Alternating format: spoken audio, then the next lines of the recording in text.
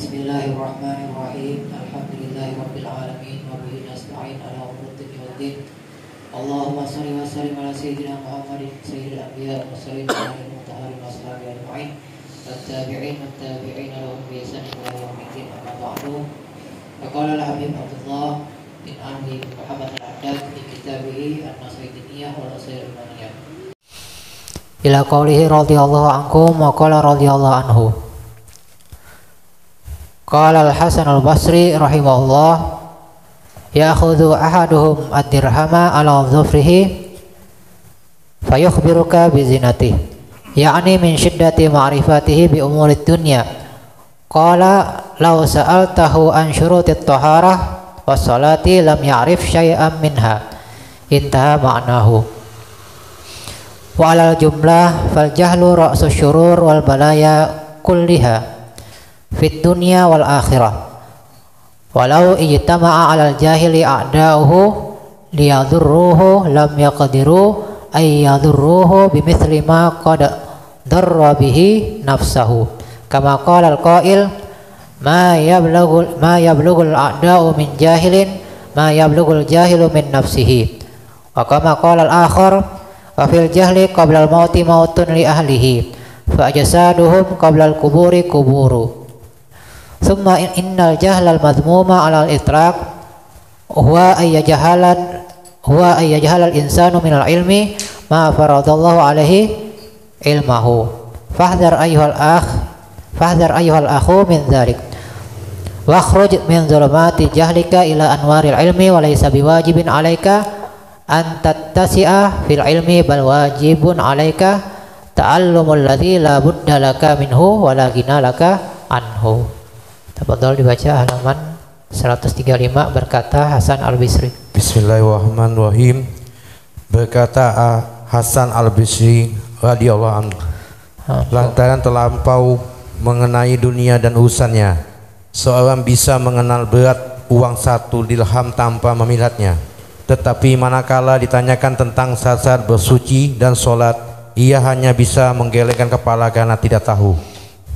Kesimpulannya bahwa kebodohan adalah sumber kecelakaan dan bala baik di dunia maupun di akhirat. Bahkan sekalipun musuh-musuh si bodoh berkumpul untuk mencelakakannya, tidak sama bahayanya seperti si bodoh itu membahayakan diri sendiri, sebagaimana digambarkan oleh seorang penyair. Ma yaslukul aqda'u min zahir ma yadalukul zahil min nafsi. Apa yang bisa dibuat oleh musuh terhadap si bodoh itu tidak seimbang dengan apa yang dibuat si bodoh terhadap dirinya sendiri. Berkata pula yang lain, wa fil zahli qabla mautul li ahlihi fajsa'ahu fajaduhum qabla kubur. Si bodoh itu telah mati meski ajal belum menjemputnya. Tubuhnya adalah kuburan meski ia belum dikuburkan. Tambahan lagi, kebodohan yang telah umumnya ialah apabila seorang itu bodoh terhadap kewajiban-kewajiban yang diperintahkan Allah mengetahuinya. Waspadalah, jangan berlaku bodoh seperti itu. Selamatkan di belenggu kebodohan kepada cahaya ilmu pengetahuan. Ingatlah, Anda tidak wajib menuntut segala ilmu pengetahuan, cukup bagi Anda mempelajari sekedar yang perlu dan wajib diketahui.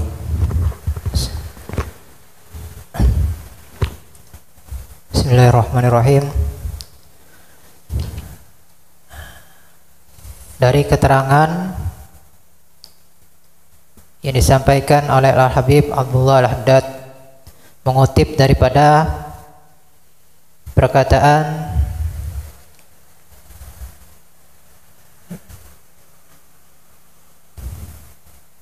Al-Hasan al-Basri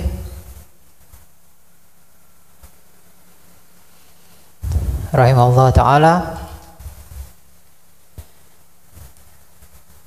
yang mana Hasan al-Basri adalah daripada tabi'in, yaitu beliau bertemu dengan sahabat.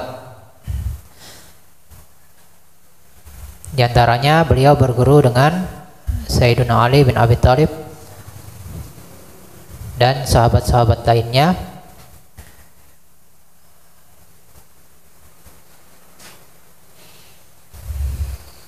Beliau mengatakan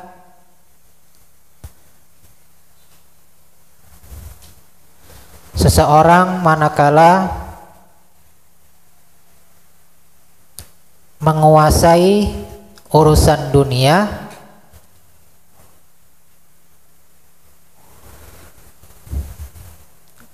yang digelutinya, misal dia ahli dalam suatu bidang, ahli dalam perminyakan atau perberasan misalnya,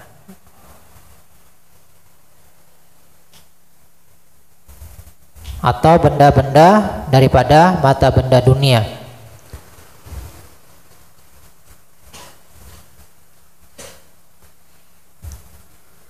Manakala ditanyakan terhadap orang yang menguasai suatu ilmu daripada ilmu-ilmu dunia, seandainya diletakkan di atau disentuhkan di jarinya, diletakkan di tangannya sesuatu. Nah, di sini beliau mencontohkan dirham. Dirham itu mata uang yang terbuat dari perak. Satu dirham itu sekitar 4 gram perak.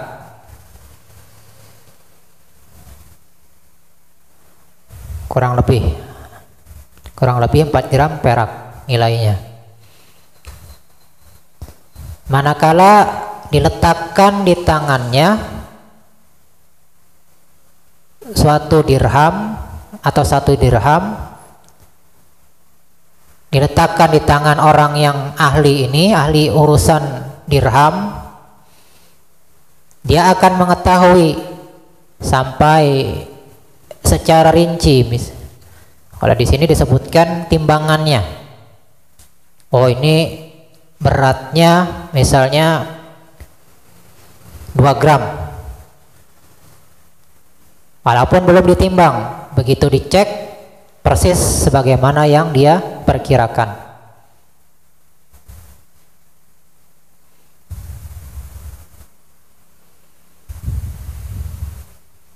Misalnya orang ahli ekonomi, wah ini kalau misalnya menjelang pemilu misalnya, terus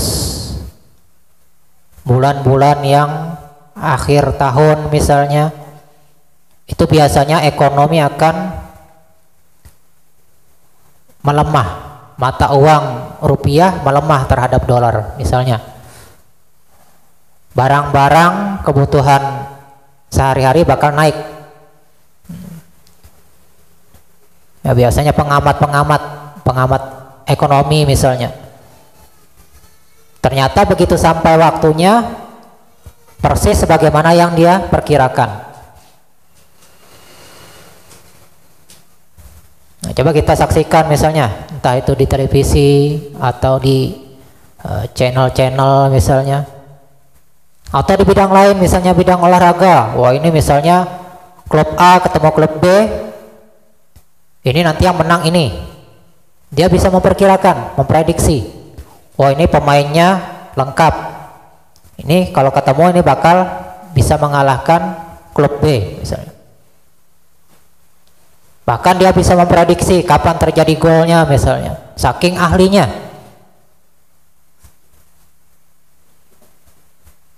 Pas terjadi pertandingan persis sebagaimana yang dia perkirakan, atau mungkin meleset sedikit daripada apa yang dia perkirakan. Itu saking orang tersebut sangat menguasai bidang dunianya. Tetapi manakala ditanyakan misalnya, wahai profesor misalnya, wahai dokter apa misalnya, syarat-syarat wudhu apa? Tanya, syarat-syarat wudhu apa Pak? Syarat-syarat sholat, syarat-syarat sah sholat apa Pak? Rukun-rukun sholat apa Pak? Misalnya ditanyakan.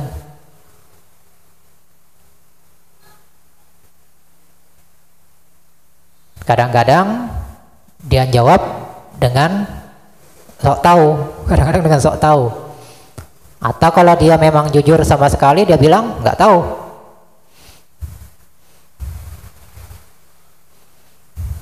Nah, itu yang banyak terjadi di dunia saat ini. Bahkan mungkin di sekitaran kita, atau kita lihat di rumah kita aja misalnya, di lingkungan kita aja misalnya. Kita tanyakan satu-satu misalnya, atau di kantor kita misalnya, kita kerja. Oh, bos ini tanya masalah olahraga, ahli. Yang satu ditanya masalah ekonomi, ahli. Pas giliran ditanya masalah rukun sholat, syarat sholat, nggak tahu.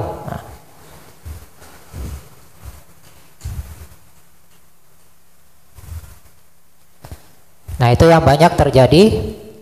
Nah, bahkan beliau mengatakan ini di zaman beliau, zaman tabi'in, yang saat itu masih banyak para sahabat, banyak para ulama. Apalagi di zaman-zaman sekarang ini.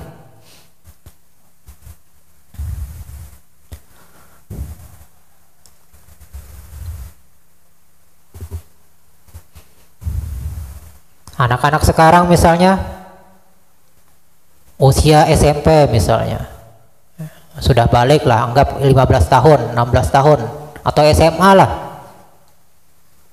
Ditanya rukun sholat, atau ditanya siapa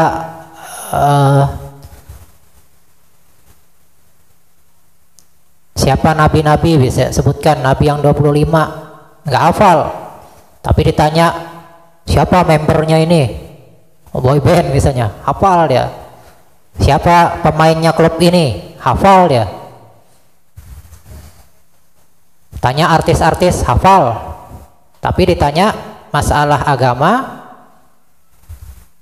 minim pengetahuan mereka.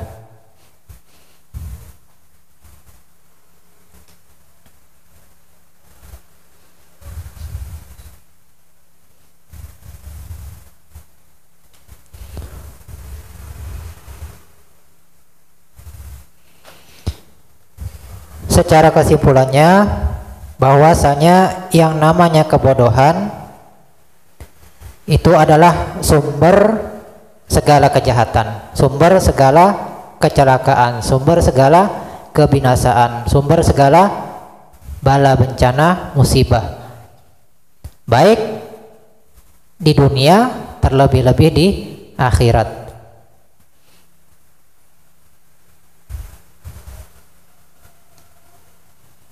Bencana banjir misalnya. Kenapa? Karena kurangnya pengetahuan. Kebakaran, kurangnya pengetahuan di bidang agama. Semua ujung-ujungnya kembali kepada kebodohan dalam masalah agama.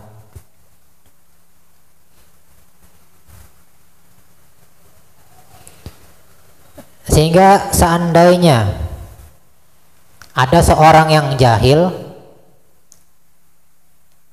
dihadapkan musuh yang banyak, yang secara pengetahuan itu lebih mengerti dibandingkan si bodoh ini. Ini si bodoh ngelawan misalnya 3 orang alim. 3 orang alim melawan 1 orang bodoh. Ditanding misalnya masalah pengetahuan agama, pasti banyak siasatnya orang yang bodoh ini, sehingga yang lebih paham daripada si bodoh ini itu nggak sanggup mengalahkan si bodoh ini.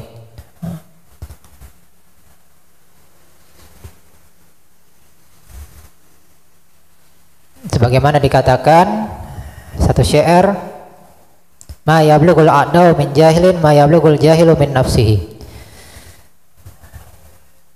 Tidak bisa menyampaikan suatu kemudaratan kepada si bodoh oleh musuh-musuhnya terlebih besar mudarat yang disampaikan oleh si bodoh itu sendiri terhadap dirinya.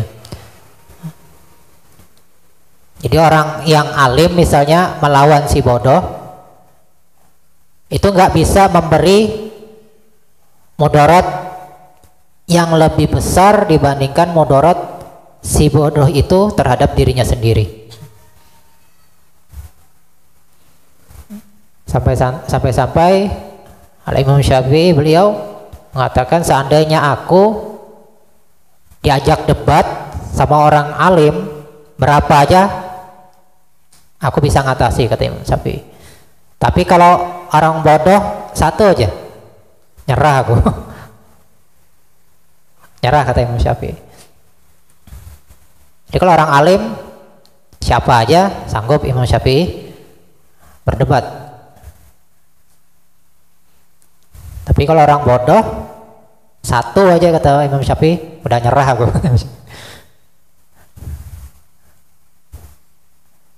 Karena itu tadi, biasanya orang yang bodoh ini ngotot, bahasa kita ngeyel. Ada aja alasannya, ada aja siasatnya untuk membela, untuk membenarkan dirinya.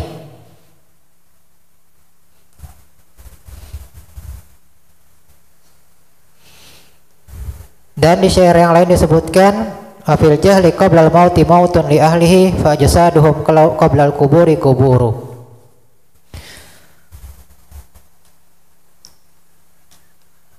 Bahwasanya di dalam kebodohan atau si orang yang bodoh, orang yang jahil,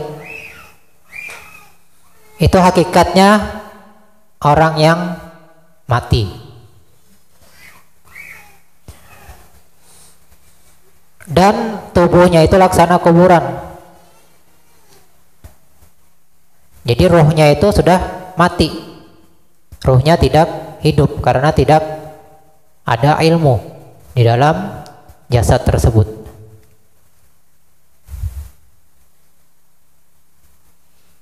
Banyak disebutkan syair-syair daripada masalah ini dalam kitab Ta'limut Ta'lim, banyak disebutkan.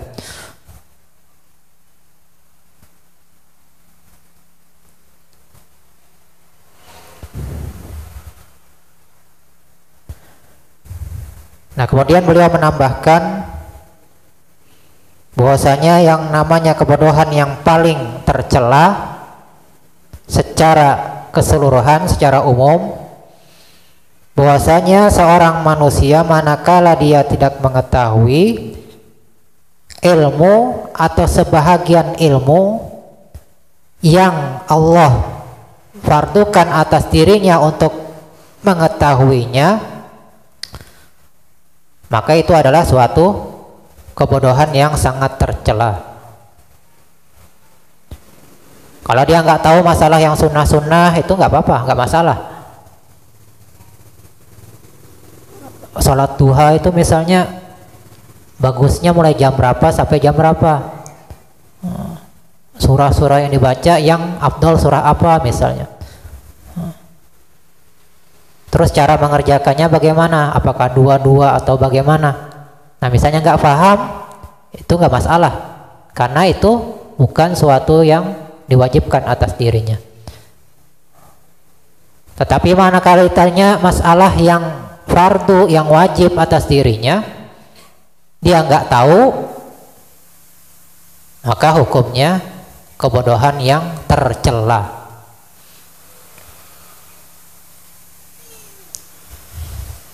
Ya udah, masalah sehari-hari kita, masalah sholat subuh, sholat zuhur dan lain sebagainya daripada sholat fardu.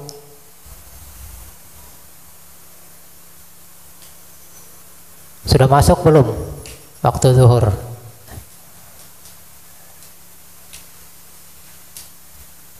itu sebenarnya pertanyaan yang tidak perlu, karena kita sudah diajarkan dan merupakan kewajiban kita untuk mempelajari. Jadi ada tartibnya dalam masalah waktu sholat misalnya. Di antara syarat sah sholat yaitu harus pada waktunya, mengerjakan sholat fardu tadi. Maka harus ada ma'rifatu awqatis sholat. Jadi harus mengenal waktu-waktu sholat. Jadi ada tartibnya. Jadi yang pertama harus dengan pengetahuan kita.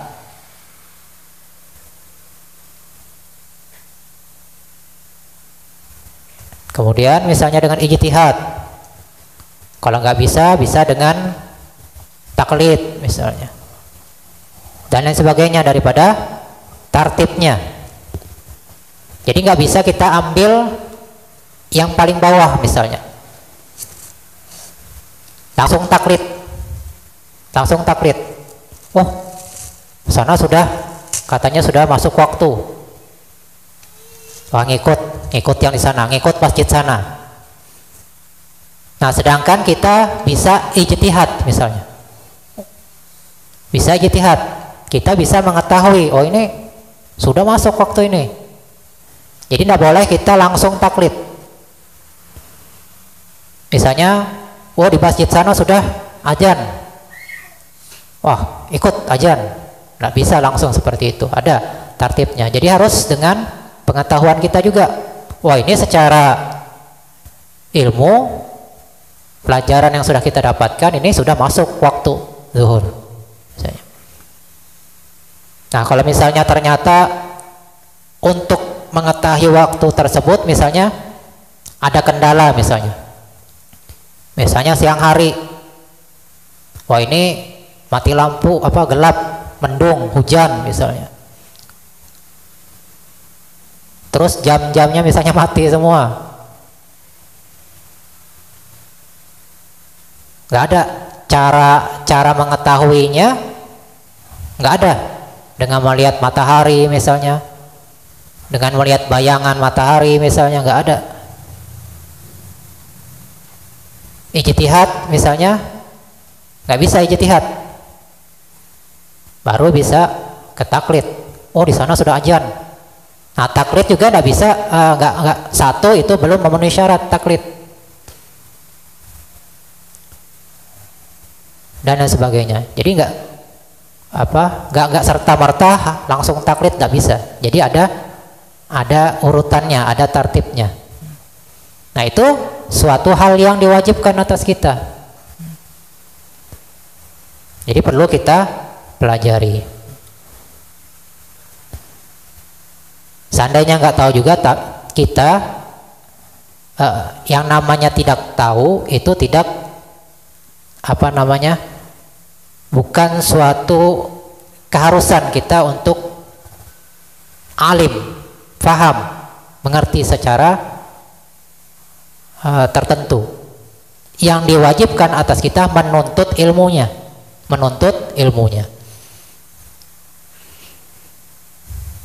Sekalipun misalnya sampai mati nggak paham, sekalipun sampai mati nggak paham, 10 tahun 50 tahun belajar masalah wudhu, belajar terus walaupun nggak paham-paham, tapi dia nggak patah semangat. Nah itu yang yang dituntut daripada kita, kewajiban menuntut ilmu, bukan dituntut untuk menjadi orang yang alim. Nah, yang penting kita tetap dalam menuntut ilmu.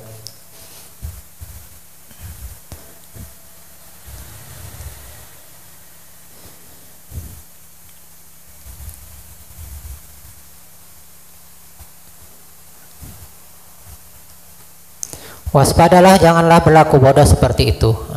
Artinya kita tetaplah berusaha untuk menuntut ilmu tentang hal-hal yang difardukan atas kita. Ya tadi sholat, puasa, zakat, dan lain sebagainya. Kalau sudah nikah, apa yang wajib dalam pernikahan?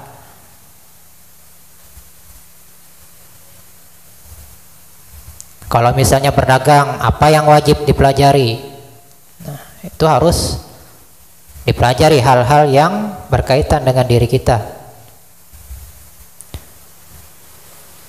Selamatkan dirimu dari belenggu kebodohan kepada cahaya ilmu pengetahuan. Nah, jadi kita selalu berusaha untuk menuju kepada cahaya ilmu pengetahuan. Ingatlah, Anda tidak wajib menuntut segala ilmu pengetahuan. Nah, cukup bagi Anda mempelajari sekadar yang perlu dan wajib diketahui. Maka beliau mengatakan cukup bagi Anda mempelajari. Nah, jadi bukan cukup bagi Anda mengetahui, enggak. Di sini mempelajarinya yang wajib. Artinya belajarnya yang wajib. Walaupun sampai akhir hayatnya ternyata nggak paham-paham. Akan dikatakan ada dua orang ini belajar, misalnya belajar baca Al-Quran. Yang satu ini sekali diajarkan sehari dua hari langsung bisa. Yang satu ini berbulan-bulan bertahun-tahun nggak bisa baca, tapi dia nggak patah semangat. Ini lebih banyak pahalanya. Walaupun dia nggak bisa tapi dia nggak patah semangat dalam belajar tadi. Nah, itulah yang disampaikan oleh Al-Habib Abdul Haddad tentang kewajiban kita dalam menuntut ilmu, terutama ilmu-ilmu yang difardukan atas kita untuk mempelajarinya, yaitu hal-hal yang memang diwajibkan atas kita. Maka kita wajib juga mempelajari ilmu yang diwajibkan atas kita untuk mengamalkannya. Nah, itu dulu yang bisa disampaikan. Kurang lebih mohon maaf. Wa'alaikum warahmatullahi wabarakatuh. Wallahu subhanahu wa ta'ala alam.